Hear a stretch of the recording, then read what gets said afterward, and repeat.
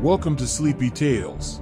My name is Mateus, and before we begin today's story, I'd like to invite you to subscribe to our channel and leave a comment below saying, "I'll sleep well tonight."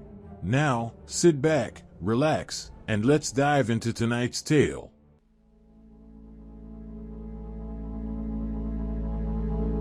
Emily had always been close to her grandmother, so when she heard that her grandmother was ill, she immediately made plans to visit her. Her grandmother lived in a small town nestled in the countryside, so Emily took a train and then a bus to get there. As Emily arrived at the town, she realized that it was already dark.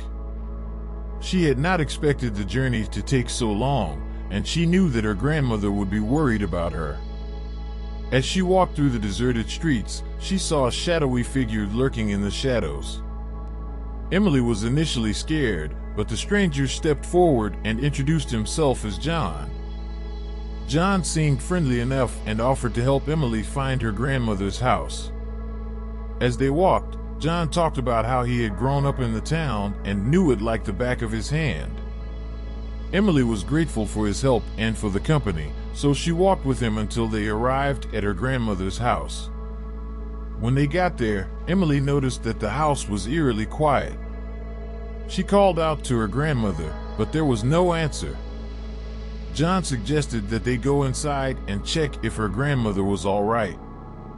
Emily hesitated, but eventually she agreed. As they stepped inside, Emily felt a shiver run down her spine. The house was dark and cold, and it seemed like no one had been there for a long time. They searched every room, but her grandmother was nowhere to be found. Emily began to panic and wondered if something terrible had happened to her grandmother. Just then, John suggested that they check the basement. Emily was hesitant, but John reassured her that it was probably nothing, so they made their way down the stairs. As they reached the bottom, Emily was startled to see that the basement was completely empty, except for a single wooden coffin. At that moment, Emily realized that something was very wrong. She turned to John, but he had disappeared. Suddenly, she heard a creaking noise and saw the lid of the coffin begin to open. Emily tried to run, but it was too late. A bony hand shot out and grabbed her ankle, dragging her towards the coffin. As Emily struggled to break free, she realized that the hand belonged to her grandmother, who was now a terrifying undead creature. Emily screamed in terror as her grandmother tried to pull her into the coffin.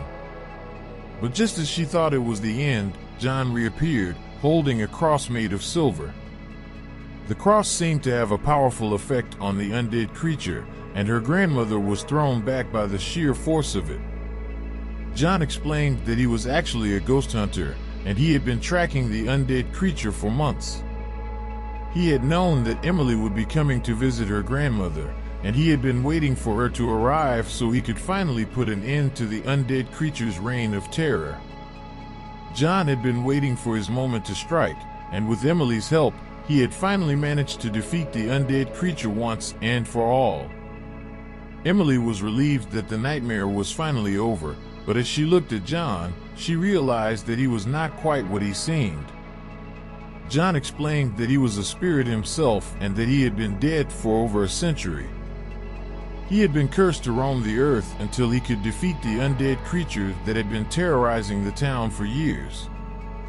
He had known that Emily would be the key to his victory, and he had been waiting for her arrival for a long time. Emily was stunned. She had never believed in ghosts or undead creatures before, but now she had seen them with her own eyes. She thanked John for his help. But just as Emily turned to leave, John spoke up again. "There's one more thing, Emily. I need to ask you a favor." Emily turned back to face him, curious. "I need you to take my place," John said. "I've been cursed to wander this earth for over a century, and now that I've fulfilled my purpose, it's time for me to move on. But I need someone to take my place, to keep the undead creature at bay and protect the town from harm." Emily stared at him in shock. She had never imagined that she would be asked to take on such a responsibility. "I can't," she said finally. "I'm not like you, John. I'm not a ghost hunter or a spirit. I don't know how to fight off the undead creature." John smiled gently. "You don't have to do it alone, Emily. I'll be here to guide you, to teach you everything you need to know. And besides, you have something that I never had." "What's that?" Emily asked. "Love," John said. "You have the love and support of your grandmother and the people of this town.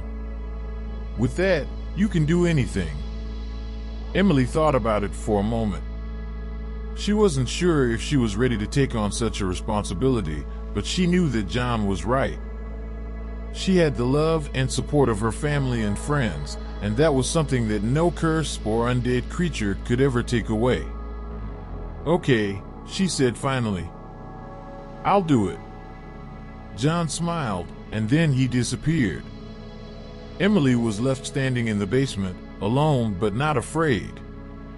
She knew that she had a tough road ahead of her, but she also knew that she could count on the love and support of those around her. And so, Emily took on the responsibility of protecting the town from the undead creature. She trained with John's ghostly guidance and learned how to use the silver cross to fight off the creature's attacks.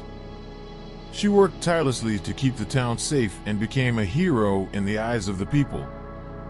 Years went by, and Emily grew old. Her grandmother had long since passed away, but Emily remained in the town, continuing the fight against the undead creature.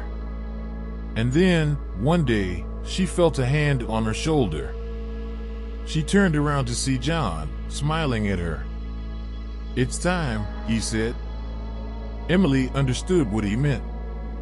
It was time for her to pass on the responsibility to someone else, to finally let go of the curse and move on. And so, Emily passed on the silver cross to a young girl who had shown bravery and courage in the face of danger. She knew that the town would be safe in her hands and that she could finally rest in peace, knowing that she had fulfilled her duty and protected those she loved. As Emily passed into the afterlife, she felt a sense of peace and contentment.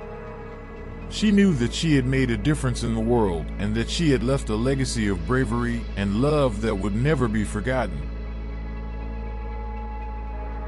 Thank you for listening to this bedtime story, and remember, if you struggle with falling or staying asleep at night, click on the first link in the description for the ultimate solution to your problem.